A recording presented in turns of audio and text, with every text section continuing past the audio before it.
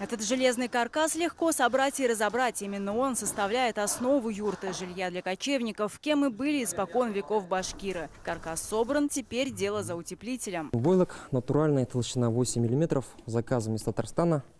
То есть самый натуральный продукт. Тайны этого ремесла Замат Юлдыбаев постигал в течение 5 лет. Он отмечает, особого внимания требует интерьер юрты. Войлок покрывают тонким тюлем, затем на очереди решетчатый настил. Его, кстати, скрепляют не гвоздями и не шурупами, а веревками. Мы пробовали заменять шурупами, но получалось не так красиво и не так надежно.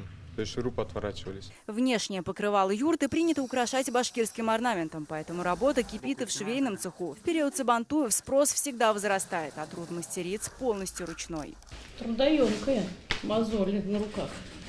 Поэтому все идет вручную. На юрту в среднем уходит 2-3 дня.